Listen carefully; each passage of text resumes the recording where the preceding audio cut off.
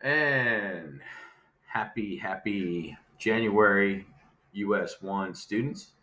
Today we're going to be looking at the Mexican American War and we're going to be doing some primary source exploration.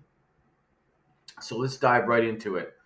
In the early 1800s, with American expansionists seeking new territory in Mexico and control of land to the south and west of the United States, conflict between the two countries seemed inevitable. Congress voted to annex Texas in 1844, inflaming long-standing border dispute between Texas and Mexico, and leading to a war that would vastly increase the size of the United States. So what we have here is what we call a document-based writing activity. That basically means you're going to be looking at primary sources.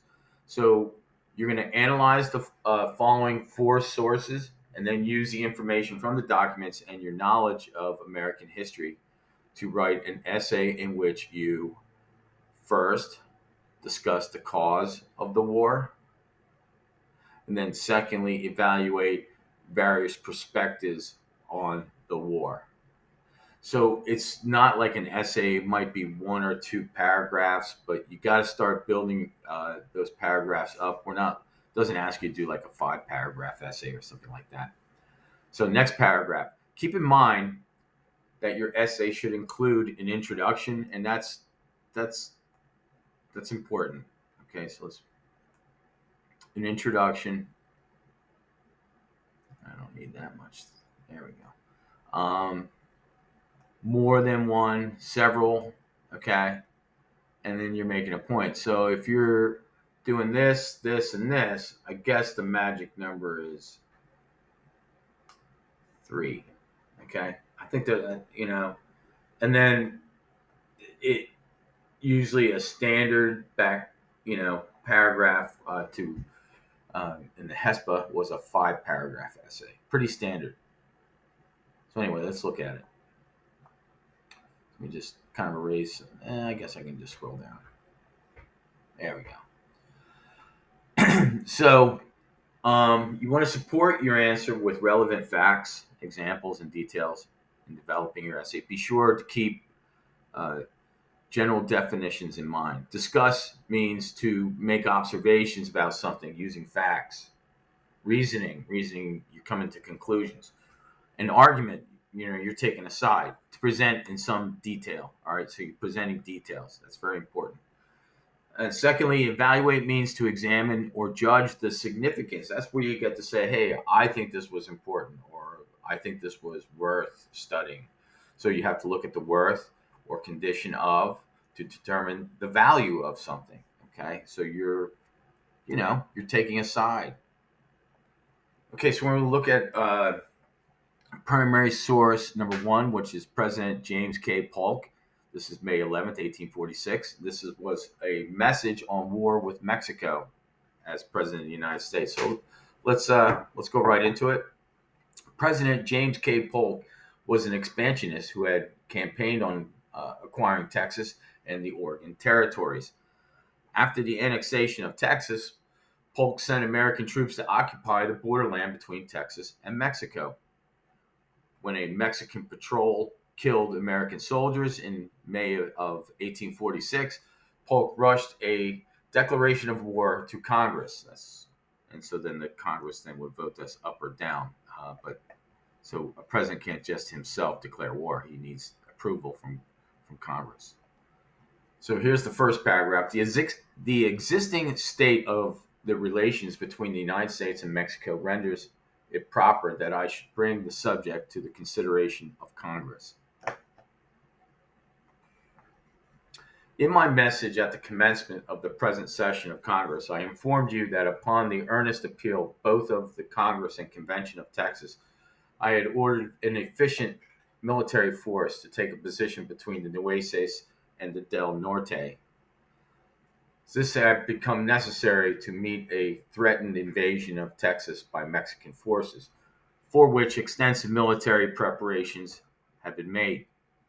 The invasion was threatened solely because Texas had determined, in accordance with solemn resolution of Congress of the United States, to annex herself to our Union. And under these circumstances, it was plainly our duty to extend our protection over her citizens and soil. But no open act of hostility was committed until the 24th of April. A party of 63 men and officers were on the same day dispatched from the American camp up the Rio del Norte on its left bank to ascertain whether the Mexican troops had crossed or were preparing to cross the river. Became engaged with a large body of these troops after a short affair in which 16 were killed and wounded, appeared to have been surrounded and compelled to surrender. Now, after reiterated menaces, Mexico has passed the boundary of the United States, has invaded our territory, and shed American blood upon the American soil. She has proclaimed the hostilities have commenced, and the two nations are now at war. As war exists, notwithstanding all our efforts to avoid it, exists by the act of Mexico herself. I invoke the prompt action of Congress to recognize the existence of the war and to place at the disposition of the executive the means of prosecuting the war with vigor and thus hastening the restoration of peace.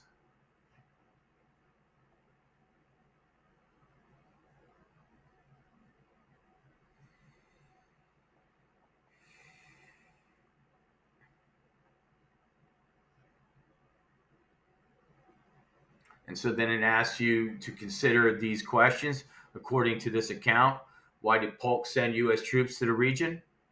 Secondly, what is Polk asking Congress to do? And number three, what does this account reveal about Polk's perspective on the war?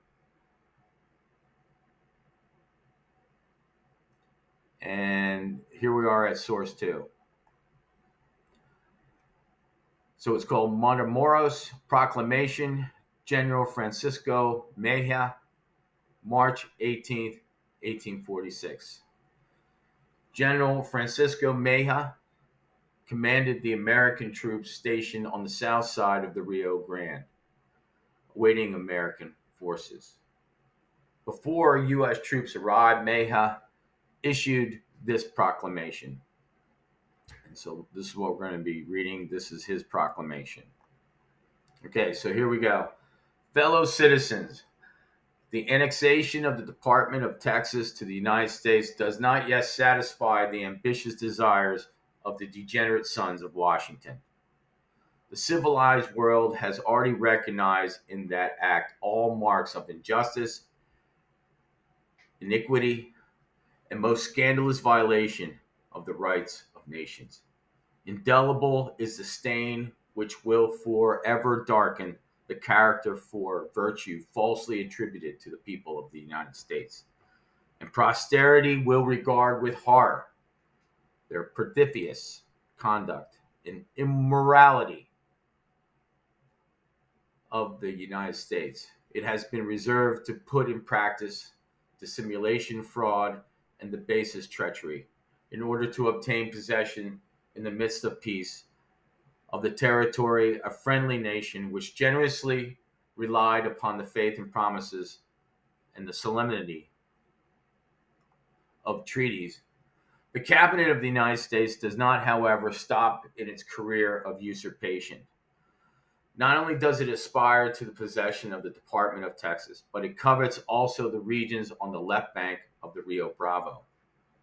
What expectations, therefore, can the Mexican government have of treating with an enemy who, whilst endeavoring to lull us into security by opening diplomatic negotiations, proceeds to occupy a territory which never could have been the object of pending discussion? The limits of Texas are certain and recognized. Fellow countrymen, with an enemy which respects not its own laws, which shamelessly derides the very principles invoked by it previously in order to excuse its ambitious views, we have no other resource than arms. We are unfortunately always prepared to take them up with glory in defense of our country. Little do we regard the blood in our veins when we are called on to shed it in the vindication of our honor, to assure our nationality and independence. If to the torrent of devastation which threatens us to be necessary to oppose a dike of steel, our swords will form it. On their sharp points will the enemy receive the fruits of his anticipated conquest. The flames of patriotism, which burns in our hearts, will receive new fuel from the odious presence of the conquerors. Then we take up our march to oppose our naked breasts to the rifles of the hunters of the Mississippi.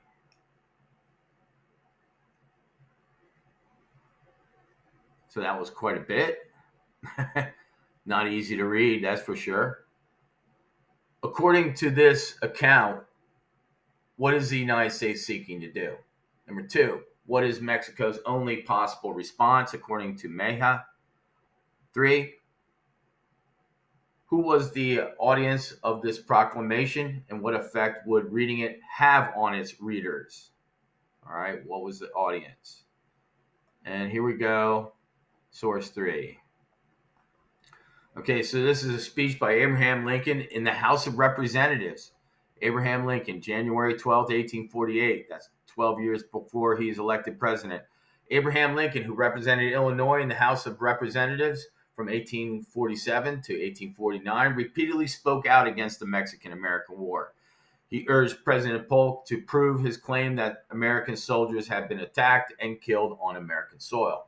Without this proof, Lincoln said the war was unjustified. So the words of a future president. So this should be kind of, to me, it's kind of interesting.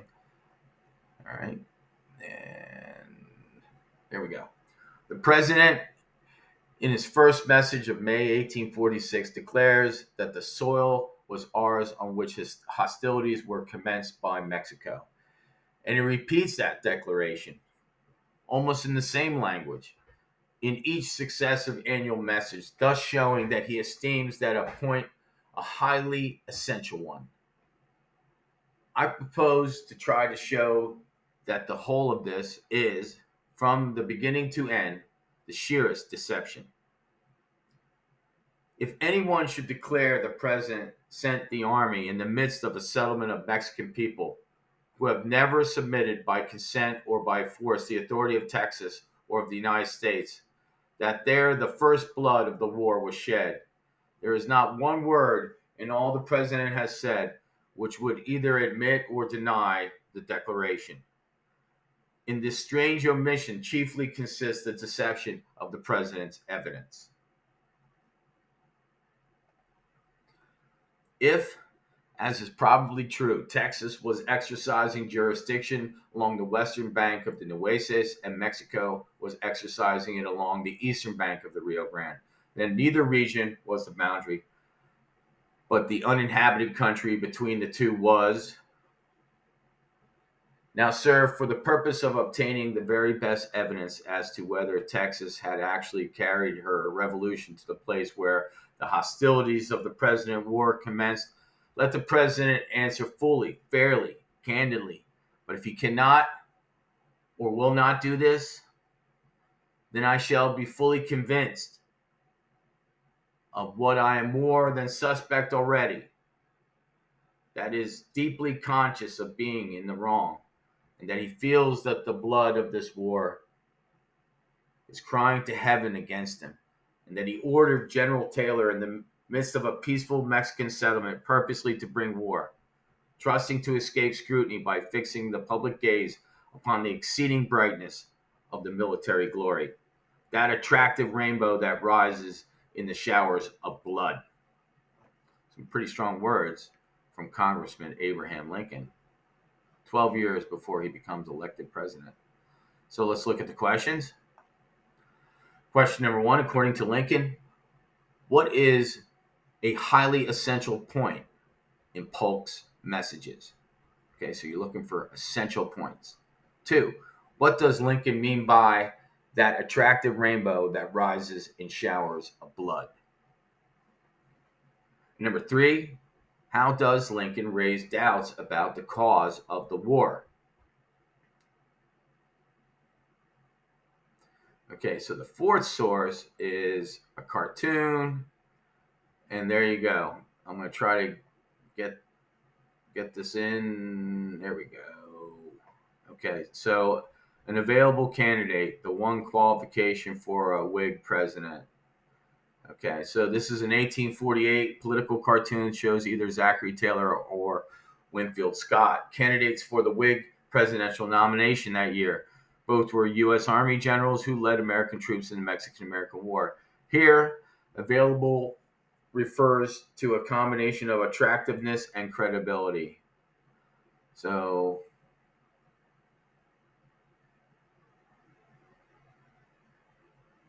okay, so it just shows like an older officer sitting on a pile of skulls. So they're, you have to be a war hero, I guess. And they're kind of really, so I guess the Mexican American War didn't really have a lot of credibility either, particularly with this cartoonist. Okay, so question 1, what does this cartoon show? Number 2, I'm sorry, that was number 1. What does this cartoon show? Number 1. Number 2, did the creator of the cartoon support or oppose the Mexican American War? Hey, guess what? Spoiler alert. Spoiler alert. How can you tell? Okay, so I kind of already gave that away. And how might the artist respond to General Mayhew's proclamation? That's in source 2. That's in source. So, like this artist, how would he respond to this? Okay, fellow citizens. Okay, so that's it. We're good.